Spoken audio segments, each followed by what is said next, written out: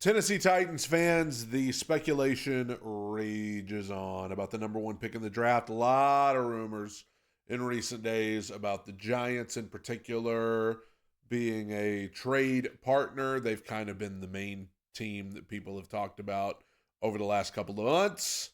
And this is Chris Sims, NFL on NBC, giving his thoughts, weighing in.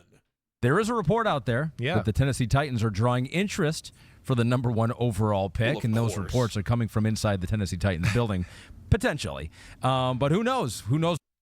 He's laughing, but that's always there's a cat and mouse to this, folks. It's a cat and mouse game where it's like, if you're the Titans, you would want those reports to be out there that, the Giants, they're interested, the Browns are interested, the Jets are interested, the Raiders. You want everybody to think that everybody's interested so that you can get the best offer possible. That's what'll happen there. So DraftKings has the odds. Who will make that number one overall pick? DraftKings currently, at least, does not believe the reports. They have the Titans as the odds-on favorite, minus 280 to make that number one pick. But you got the Raiders there lurking, Jaguars lurking. Raiders, a team that need a quarterback. Giants fourth at plus 550. I don't understand the the Jaguars. Why would you trade the pick to your own division rival?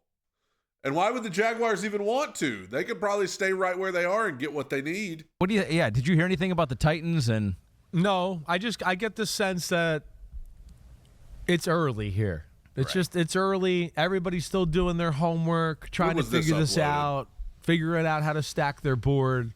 I would think that option's on the floor or on the table for the Titans. Definitely. Could be on the floor, too. It could be on the floor, too. Exactly right. But, I mean, this could be a thing where, hey, one of these teams wants to make sure they get an Abdul Carter or somebody else high in the draft. They want to secure that. Yeah. They can get extra picks to build their football team. They might be able to deem the value of the two quarterbacks and trade to a certain spot and go. That's the first time I've heard anyone mention someone wanting to trade up to get Abdul Carter or Travis Hunter. I feel like every time I hear people talk about trading up, it's always for Cam Ward. It's always for Cam or Shador. Honestly, I haven't heard anybody talk about, hey, could this random team nobody's talked about want to trade up to make sure they get Abdul Carter? That's interesting. That's an interesting thought. I don't think that's what's going to happen. I think if anybody's going to want to trade up, it's going to be one of the teams that like the quarterbacks.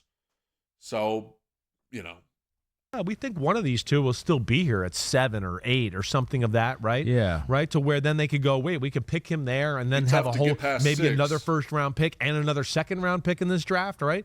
Those are the type of things that they got to figure out.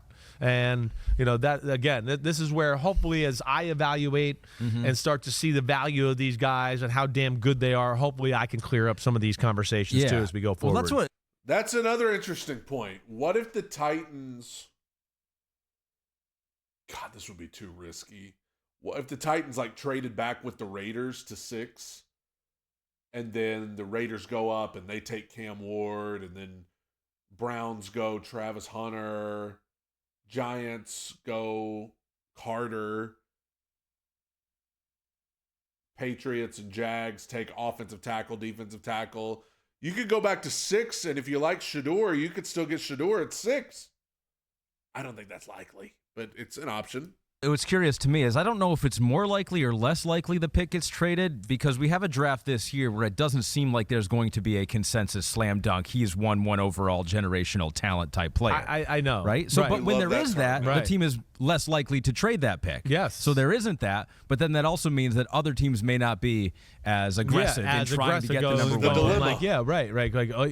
If there's not that number one guy, like we've talked about, just in my early phases, and I talked to Connor with this when I was cheating on you at the Combine last week on Wednesday, was the fact that the other defensive ends are so good, in my opinion, I do think hurts Abdul Carter's chances of being number one. Mm-hmm. Wow. And it hurts the scenario you're talking about where teams might go, we need a pass rusher, but okay, Abdul Carter is the top one, but James Pierce... let me finish. Shamar Stewart and the kid from Marshall, we have a grade that's just a tick below them, right? To where it's he's got a 7.0 and they got a... So that doesn't really... doesn't really do anything for the Titans because the Titans aren't going to land any of those guys anyway because they're all going to be gone by the time the Titans pick again.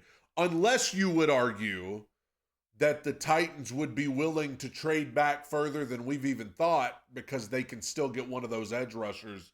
But that's just ludicrous. I mean, they with that first round pick, they've got to take one of the four. Cam, Shedeur, Travis Hunter, or Abdul Carter. You got to take one of those four. That's insanity to even 6.98. That feels right? like a conspiracy theory. So therefore, teams that are maybe at 4 or 5 or 6 or whatever else, they're going to go, well, we're not trading all these picks just to. Now I guess that's the point he's trying to make. As far as teams wanting to trade up to get Abdul Carter, they're going to be less inclined to do that. That's probably why you've heard fewer people talking about that because, yes, Abdul Carter's the best edge rusher in the draft, but you're probably, if you're in the bottom half of the top 10 and you want an edge rusher, you're probably content to just stay where you are and take that, Mike Green or Shamar Stewart or James or Pierce. Get that guy. We barely think he's better than the other 3 behind him, right? And that hurts that. So that's another thing. Again, early phases, but I watched like 15 to 20 plays of all the top guys. And damn, I was impressed by the DNs. Like, damn. Like, and I know we're going to talk about combine stuff here, but some of those guys helped themselves and they solidified that they are the freaks that they are, and that they're like going first round and they're going to be some of the top people in this draft. That's for sure. Yeah, top half of the first round. Exactly. With some of those guys. At DraftKings Sportsbook, the #1 sportsbook for live betting. New customers can bet $5 and get $150 in bonus bets. DraftKings Sportsbook. The crown is yours. Thanks for watching, Chris Sims. Okay. Yeah, I mean, we've heard Mike Borgonzi reference that many times at the Combine and in other interviews, the depth at edge rush in this draft. He's talked about it a lot, that this draft is very deep at defensive end. Does that mean that the Titans feel like they could get a really solid edge rusher in the second round? None of those guys that he just named are still going to be there when the Titans pick at number 35. All those guys, I mean, they're not even going to make it probably past the top 15. So, and I think there will be even more edge rushers than just them off the board by the time Titans pick again. So it depends on, will the Titans feel like there will still be an edge rusher in the second round that would be of the caliber that he could come in and make some noise for them? I don't know. Here's the issue. I've talked about it before. You got the big 4 needs for the Titans. There are other needs, but these are the big 4. Quarterback, offensive tackle, edge rush, wide receiver.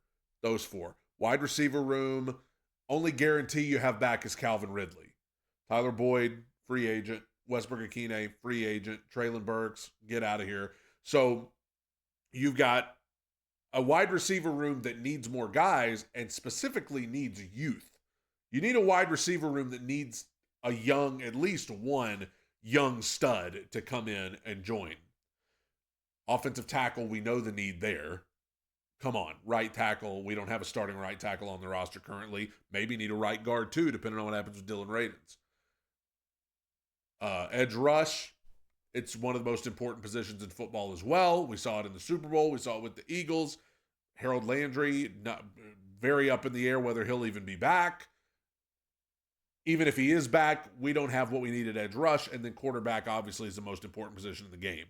Those are the big 4 needs, and you're not going to be able to address all of those the way you need to in the draft. Something's getting left out. Maybe 2 things getting left out because the Titans don't have a 3rd-round pick.